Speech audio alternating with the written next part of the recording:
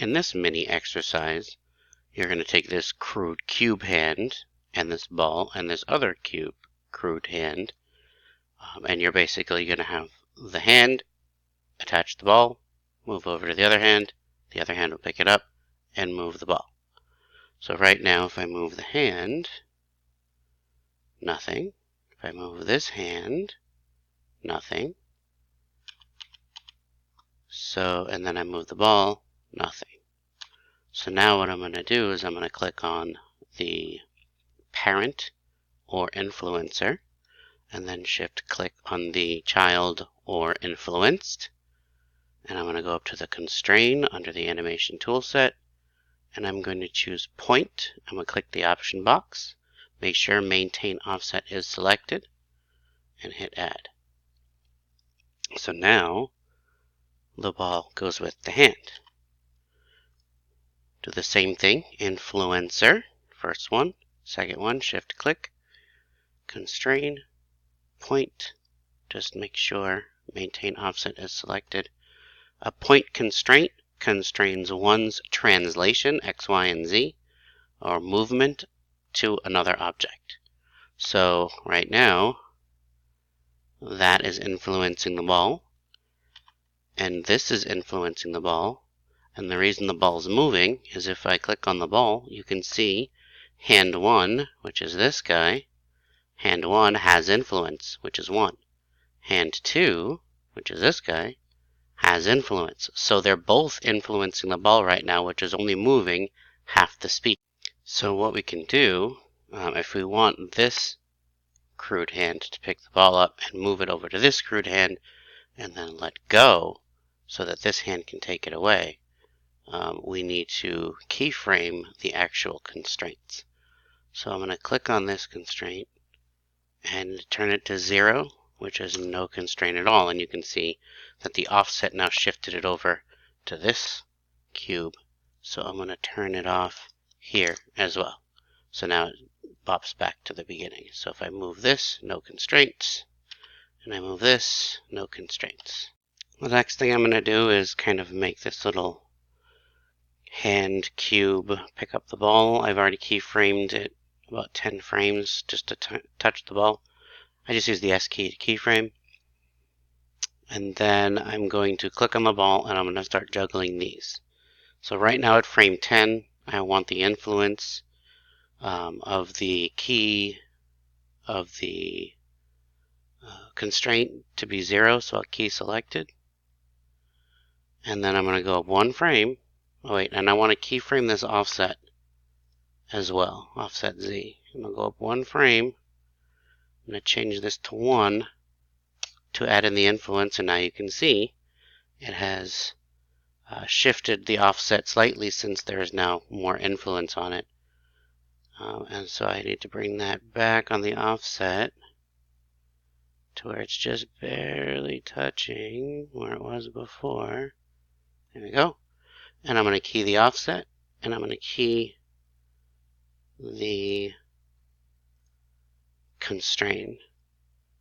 And it's very barely noticeable. I might actually move that in a little bit more. Too much there. If I zoom in, I can get it better. Let's see if that worked. So, no, now it goes in. Alright, frame 11. We'll continue to do this. There we go. Let's try the top view and see if we can do it that way. So, frame 10. There, frame 11.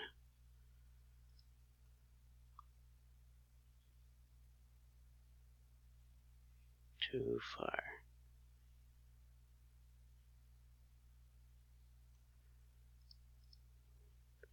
Let's do 1.1. Oh wait, that was the other direction. That's a negative 1.047. Let's just try negative 1. That actually works. So make sure I key that again. So key selected. So now it very barely moves. You're not really going to notice it. Come on. There we go. Boop. There we go. So now that that influence is on, I can click on just the hand, and on frame 11, I'll key. Actually, I don't need to key anything. Yeah, I'll key. So there's that one frame where it's just going to stay still, and I'm going to move up to frame, 30, whatever, it doesn't really matter, frame 40. And I'll move this over so that it's just barely touching the other cube, hand thing, whatever you want to call it. And I'll key S.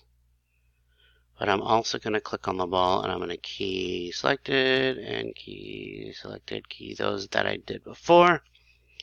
And then go up to frame 41. You can do this on frame 39 and 40 if you want. It's really, I'm just doing this so you can see what it looks like. I'm going to change this to 0, and it's going to jump all the way back. And I'm going to key it. And then I'm going to click on this, go back a frame. Sorry, and then I'm going to key this one at 0, key selected. So now I just did a bunch of stuff on frame 40. So it goes up there to frame 40, and then I just keyed now the start of the influence on this hand. So let's do frame 41. It jumps back there, but now I'm going to do 1 here and key selected. But then I have to offset this so that it still stays in the middle like that, and I'll key select that. So, picks it up, brings it over. On frame 41, the influence goes to the other one, and so it should be off of that one, and then I'll key this here on frame 41 to frame 60, and I'll move it like that. So I didn't actually keyframe the ball at all, except for the influence, the constraint. So now it picks it up, drags it over, and brings it over. And I could even go so far as to proving my point on frame 50.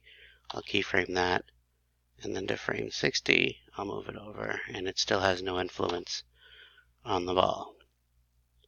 There you go. So that is like passing from one hand to another. So you're going to have to just kind of keep an eye on those offsets. I mean, it's very barely noticeable. I mean, offsets are just a pain in the butt, but they're necessary, and the more practice you have, the easier it'll get. So that is the hand-to-hand mini exercise.